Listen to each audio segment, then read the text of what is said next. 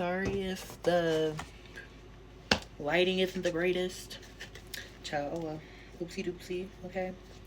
But there's something about, I'm hearing something about object permanence for some reason. But there's something about your focus. There's something about your drive, commanding. Together, it's stepping into a leadership role of your life, a new phase. Ace of Swords, new ideas, new roles. Okay, there is a beautiful.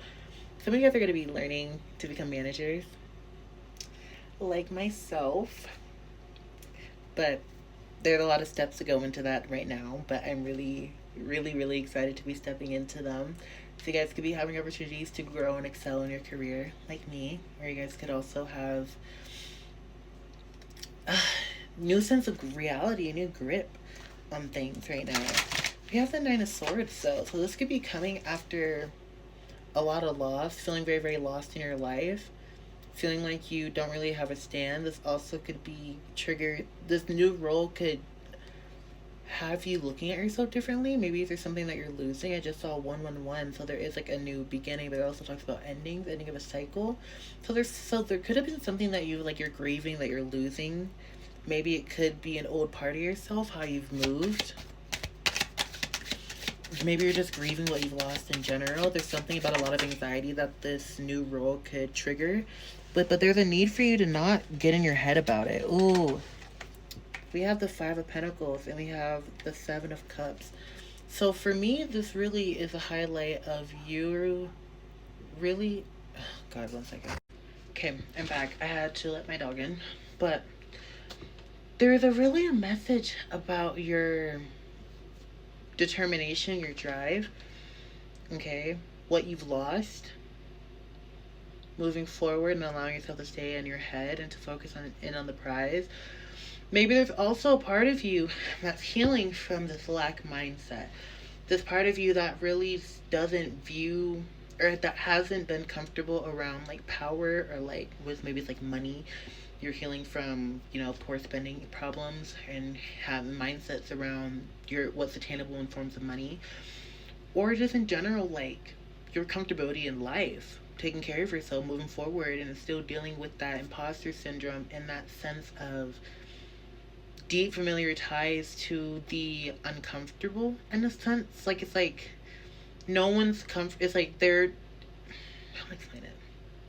To get to the other side is very, very uncomfortable, and your family hasn't reached that point of wanting to do that. So you could be the first in your bloodline to do that, and that's what you're healing from as well. But I just heard of reconcile, alleviation to illumination.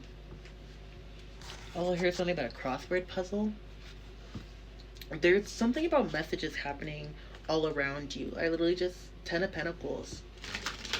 There's something about need for you to really focusing on your intuition, on what's next, on next steps, prayers, trusting that you will be able to move forward from past things and step into a long-lasting, fulfilling career role of your life, what you want to do, being able to have true balance of your life, of yourself.